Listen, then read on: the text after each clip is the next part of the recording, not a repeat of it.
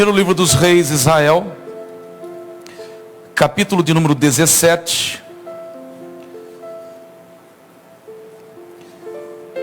Na versão que eu tenho está escrito assim: Então Elias, o tesbita, dos moradores de Gileade, disse a Acabe: Tão certo como vive o Senhor, Deus de Israel, perante cuja face estou, nem orvalho nem chuva haverá nestes anos, segundo a minha palavra. Veio-lhe a palavra do Senhor dizendo: Retira-te daqui, vai para o lado oriental e esconde-te junto à torrente de Querite, fronteira ao Jordão. Glória a Deus. Somente até aí. Eu quero refletir com os irmãos, dar um tema a essa reflexão. E o tema é Elias e a igreja. Repita após mim: Elias e a igreja. É muito comum na nossa cultura, quando uma mãe está esperando uma criança, ou quando uma mulher está gestando, ela escolher, ela recorrer às páginas das redes sociais, ao Google, e procurar um nome que soe bem. Um nome que esteja em alta, na crista da onda, um nome que agrade os seus amigos, a sua vizinhança. Mas na cultura judaica o nome era dado, via de regra, de acordo com as circunstâncias em que a criança nascia. Elias é um nome que traz à tona algumas verdades. Elias é um nome diferente. Elias é um nome de peso. A mãe de Elias estava gestando, esperando, acreditando que seria um menino, porque na época não havia ultrassom e tecnologia para detectar ou identificar o sexo do bebê. Mas na cultura judaica, você sabe tanto quanto eu, que o sexo masculino sempre foi mais valorizado. E quando Elias nasce, quando a mãe olha e percebe que é um menino, o nome já estava na ponta da língua: é Elias. Elias significa Jeová é Deus. E para você entender por que Elias recebeu esse nome, você também tem que entender o contexto em que ele viveu, o contexto em que Elias cresceu. Quando Elias surge no cenário de Israel, aqui no capítulo 17, religiosamente falando, o povo estava em caminhos sombrios. O povo estava distante de Deus, vivendo uma bilateralidade religiosa. Eles adoravam a Deus durante o dia e a Baal à noite. Elias se apresenta num cenário estranho, obscuro. Politicamente falando, quem era o mandatário de Israel era Acabe. Mas havia nos bastidores alguém trabalhando, comandando Acabe. A sua esposa, a rainha Jezabel, filha de Etibaal. Jezabel foi uma sacerdotisa, era uma sacerdotisa, e a proposta de Jezabel era varrer o judaísmo, a adoração a Jeová, e implantar o baalismo em Israel. O barco estava à deriva aos olhos de muitos. Havia uma inversão de valores ali estabelecido, enraizado, porque o povo estava numa crise tremenda. E o rei Acabe estava preocupado com os seus animais. E quando tudo parecia caminhar de mal a pior, Deus levanta Elias, cognominado ou apelidado de o leão dos profetas. Por que Elias foi o leão dos profetas? Porque Elias falava com intrepidez, com veemência. Elias tinha ímpeto no falar. E quando ele se apresenta aqui no capítulo 17, ele vai falar com um mandatário de Israel. Ele procura Acabe e ele disse: olha, não haverá nem orvalho, nem chuva, segundo a minha palavra. E aí nós tentamos entender isso. Nós temos que ter sensibilidade para entender esse pronunciamento do profeta Elias. Por que Deus assinou embaixo, endossou as palavras do profeta? Porque os sentimentos de Elias estavam em harmonia com os sentimentos de Deus. Elias tinha credibilidade no céu. E quando Elias disse: olha, segundo a minha palavra não haverá nem orvalho nem chuva, O Senhor olhou e disse: eu assino embaixo. O profeta agora recebe uma ordem para se retirar e ir ao ribeiro de Querite. Não havia chuva. O povo de Israel dependia da colheita.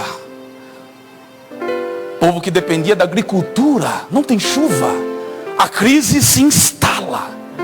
E o Senhor, que deu a palavra ao profeta, que endossou, disse: agora você se retira, vai para o ribeiro de Querite.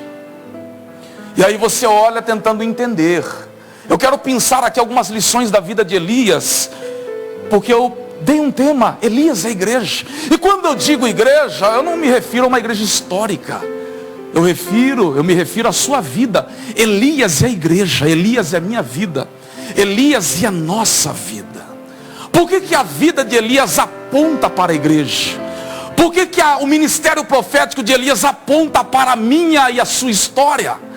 Por que Elias foi um tipo legal da igreja? Primeiro, porque Elias viveu na dependência de Deus. Elias profetiza e o Senhor fala para ele: vai ao ribeiro de Querite. E você sabe como eu sei que Querite no original significa cortar, deixar do tamanho certo. Não entendi, pregador, eu vou te explicar.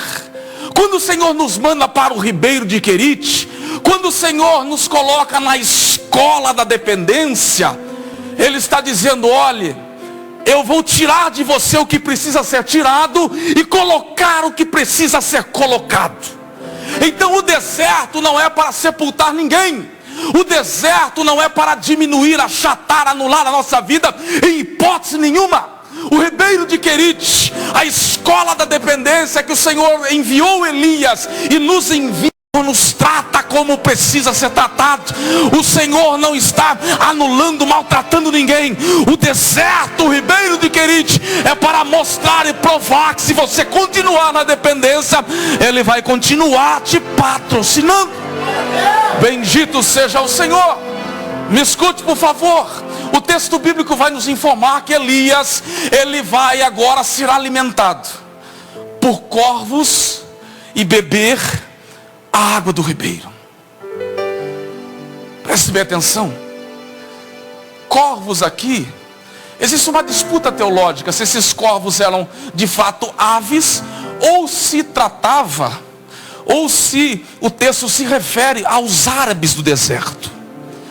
Mas eu acredito que os corvos aqui eram de fato pássaros. E há quem diga, olha bem para mim aqui, há quem diga que esses corvos iam buscar alimento na mesa do rei Acabe. Irmão, se a ficha demorou para cair, eu vou te ajudar. Há quem diga, isso é uma informação extrabíblica, que as carnes que Elias recebia dia após dia eram retiradas da mesa do rei Acabe. Ah, pastor, eu entendi, eu vou te ajudar mais um pouquinho. Eu não sei de onde vem, eu não sei os recursos que Deus usará, mas que vai chegar, eu tenho certeza, vai chegar. Eu não sei de onde vem, mas Ele é o Deus que trabalha e usa inúmeros caminhos para patrocinar a sua igreja. Bendito seja o Senhor. Ei, continue na dependência do Senhor. A escola da dependência traz crescimento. Glória. Ei, me escute. Elias agora, ele sai do ribeiro de Querite porque o ribeiro seca. Elias vai parar na casa da viúva de Sarepta. Muitas coisas acontecem ali. Mas agora, depois do capítulo 17, nós temos o capítulo 18. Eu disse que ia pensar algumas lições da vida profética de Elias. Elias tem muito a ver com a minha vida. A vida de Elias aponta para a sua vida, aponta para a igreja. Preste bem atenção. Elias representa de forma categórica a igreja, porque Elias tinha aversão ao pecado. Repita após mim: aversão ao pecado. O capítulo 17 mostra de forma misteriosa o surgimento de Elias, o aparecimento. E o capítulo 18 mostra um confronto entre Elias e os profetas de Baal e Azera. Elias estava levando uma desvantagem numérica. Elias recorre ao Deus de Israel. E de repente, o milagre se manifesta. O fogo desce. O profeta ora. O profeta acredita. Capítulo 17, surgimento. Capítulo 18, a batalha do Carmelo. A batalha épica de Elias. E o capítulo 19 fala da fuga do profeta. Elias está fugindo. Ele vai para o extremo sul de Israel. Ele vai para Beceba ou Beceba, como queira. Ele foge da rainha Jezabel porque ele mata. Os profetas são mortos no Monte Carmelo. Detalhe, os historiadores dizem que o Monte Carmelo era a casa de Baal. Aquele lugar era a casa de Baal. Quem era Baal, pastor Jean, me diga. Direi, olhe bem para mim aqui. Baal era o Deus que, segundo lá o livro do profeta Jeremias capítulo 19, vai nos informar que no culto a Baal, ofertas, as crianças eram oferecidas em sacrifício. Abusos sexuais e crianças, Jeremias 19, eram oferecidas em sacrifício a Baal. Elias vence esses profetas. E quando Jezabel fica sabendo do ocorrido, a notícia chega, o demônio penetra no corpo, na alma e no espírito daquela mulher. E um recado surge lá no capítulo 19, no primeiro versículo: mande falar para Elias que o que ele fez com os meus profetas eu farei com ele. Em outras palavras, trocando em miúdos, a cabeça de Elias vai rolar. Elias vai descer à sepultura, porque o que ele fez com os meus profetas é inadmissível. Elias recebe aquela palavra, um quadro de depressão se estabelece, se instala na alma do profeta, porque só pede a morte quem está depressivo. E Elias, foge. E aí você tenta entender, como eu tentei, mas existe uma resposta. Por que no capítulo 19, 18, Elias é o leão? Elias brada, Elias invoca o Deus vivo e ele se manifesta. Ele vence a batalha e no 19 ele empreende fuga. Por quê? Porque todos nós temos o capítulo 18 e o capítulo 19 na nossa vida. A vida de Elias mostra que ninguém acorda todos os dias com disposição para expulsar principados e potestades. A vida de Elias, o capítulo 18 e 19, esse grande contraste nos ensina que a tua vida é uma roda gigante, como a minha também é. Haverá dias, existem dias na minha vida e na sua, que você olha no espelho e você parece um leão. E você diz: se eu encontrar com chucaveira, Zé Pilintra, Zé Pilantra, eu vou expulsar tudo num grito só. Mas haverá dias, existem dias na vida do crente, que você não quer nem levantar da cama. E aí a vida de Elias nos ensina que todos nós temos o capítulo 18 e o capítulo 19. Não existe no nosso meio, não existe na seara do mestre super-heróis, somente nos quadrinhos. Ah, pastor Jean, eu já entendi. Eu também já entendi. Seja a sua vida hoje, se a sua vida hoje está conectada ao capítulo 18, amém. Se não está, se está no 19, amém também. Sabe o que nos importa? Sabe o que mais importa? Sabe qual é a boa notícia? É que seja 18 ou 19, seja leão ou seja gatinho, Deus está conosco. A sua presença e a sua graça não se apartará daqueles que buscam a sua palavra e a sua vontade. Bendito seja o Senhor. Ei, Ele está conosco em todos os desafios, para que o seu nome seja glorificado. Elias tinha aversão ao pecado. Por que, pregador? Me diga. Porque lá no Carmelo, no capítulo 18, sabe o que ele disse? Até quando? É uma pergunta. Até quando cocheareis entre dois pensamentos? O povo de Israel Eles estavam vivendo aquilo que nós chamamos de heterotermia, com H. O que é heterotermia? Eu te explico. Heterotermia é essa oscilação de temperatura. Ora você está frio, ora você está quente. Uma vida heterotérmica, oscilação de temperatura. Hoje você está bem, semana que vem você não tem desejo de vir para a casa do Pai. Sabe quando a temperatura oscila? E você fica buscando, usando a psicologia, todos os recursos intelectuais para tentar detectar e diagnosticar a postura de determinadas pessoas, e você não acha nada. Heterotermia, temperatura que oscila. Aí Elias, diante desse quadro, vai dizer: até quando cocheareis entre dois pensamentos? O povo estava mergulhado naquilo que conhecemos como dubiedade. Sabe o que é a vida dúbia? Olhe para cá. Paulo disse que a igreja é coluna e firmeza da verdade. Repito, Paulo disse que a igreja é coluna e firmeza da verdade. O povo estava de manhã andando com Deus e à noite com o diabo. E Elias se posiciona e pergunta: até quando vocês vão viver cocheando com o pé ou com os pés em duas canoas? Se Baal é Deus, serve a Baal se ele é Deus. Se Jeová é Deus, serve a ele. E aí Elias vai vencer o desafio do camelo. Ele se posiciona, invoca a Deus, e o Senhor se manifesta. Elias mostra que ele tem aversão ao pecado. Irmão, olhe bem para mim aqui, ó. A Xuxa não ensina isso, olhe para cá. Tertuliano disse, um dos pais da igreja, que a igreja, o povo de Deus, não deve apenas se levantar contra o pecado, mas nós devemos se levantar contra tudo aquilo que ofende, ultraja a santidade de Deus. Deus não compactua, Deus não se manifesta aonde abunda o pecado, a não ser que o seu nome seja invocado e a misericórdia seja identificada. Mas Deus não anda de mãos dadas, Ele não tem vínculo com o pecado.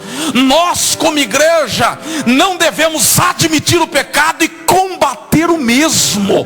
Nós precisamos nos levantar contra o pecado e tudo aquilo que ultraja a santidade e os atributos do nosso Deus.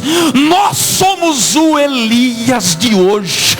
Você foi chamado para combater o pecado. Nós fomos chamados para denunciar o pecado.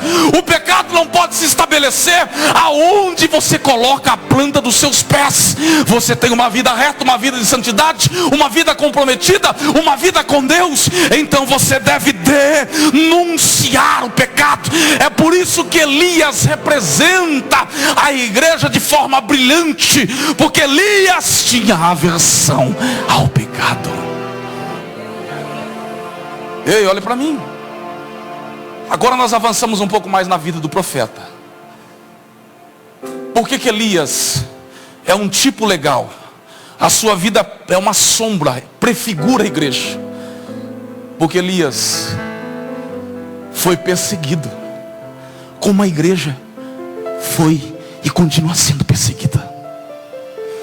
Se você olhar um pouco na história da igreja, hoje a conta de água atrasa. Deixa eu ser prático aqui, olha bem para mim. Hoje a conta de luz, energia, telefone, internet atrasa, e o crente vai fazer jejum de 40 dias. Hoje a conta, uma má notícia chegou por debaixo da porta, o crente vai tomar calmante, ele se desespera. Mas a história do cristianismo nos prova o que de fato foi perseguição. A vida de Elias representa a igreja. Elias é a igreja. Tem muita coisa em comum, porque Elias foi perseguido por Jezabel. Jezabel não disse, Jezabel afirmou que mataria Elias. Mas o profeta, ele não é bobo. O profeta vai, corre. O profeta foge. Hoje, a igreja brasileira não sabe o que é perseguição. Eu vou repetir para você absorver. A igreja dos nossos dias contemporânea não sabe o que é perseguição. Sabe por quê? A história do cristianismo mostra, prova o que de fato é ser perseguido. Se você deixar a vida de Elias e avançar as páginas sagradas, no início da igreja primitiva, no primeiro século, você vai ver que os crentes genuínos, autênticos, legítimos foram perseguidos. Quando você olha um pouco para o Coliseu, quando você observa o que aconteceu naquele lugar, você passa a entender e saber o que é perseguição. Eu repito, a igreja brasileira não sabe o que é perseguição. Não negar o nome de Jesus Cristo no primeiro século da igreja era perder a vida. Por isso que quando Domiciano exigiu adoração e o apóstolo João negou, ele foi, segundo a história, colocado dentro de um tacho de óleo fervente, azeite fervente. E a história nos diz que João saiu ileso do tacho. Domiciano espalhou em todas as esquinas as suas imagens, e quem passava tinha que reverenciar. João olhou e disse: comigo não. O Coliseu mostra, prova, denuncia o que de fato é perseguição. Mulheres com crianças eram colocadas naquele anfiteatro, e os leões famintos eram soltos. As feras eram liberadas para devorar aqueles que não negaram o nome do Senhor. Os imperadores, a elite de Roma ia passear, ia para a balada, e na volta, sabe o que eles faziam? História do cristianismo. Crentes eram colocados nas esquinas, e o fogo era ateado para iluminar as praças. Você passava e via crente pegando fogo. Para quê? Para iluminar as ruas escuras de Roma, e para que a elite romana passasse por ali com mais tranquilidade. A igreja padeceu, nós não sabemos o que é perseguição. Elias foi perseguido assim como nós somos, guardadas as suas devidas proporções. E você acha que a sua luta é tão grande assim? É café pequeno. Ah, pastor, a minha alma está triturada, parece que um rolo compressor passou por cima. As contas chegaram, o desemprego é grande, o número é alarmante no nosso país, é verdade. Mas eu tenho uma boa notícia: venha o que vier, custe o que custar, seja grande ou pequena a sua perseguição, a graça não desiste de nós. A misericórdia vai continuar fazendo a diferença. Até quando? Até o Senhor voltar para buscar a sua noiva. Bendito seja o Senhor. Aleluia. Ei, vamos encerrar, olhe bem para mim. Nós temos agora uma quarta lição da vida de Elias, e que você vai entender que Elias é um tipo, uma figura que representa com maestria a igreja.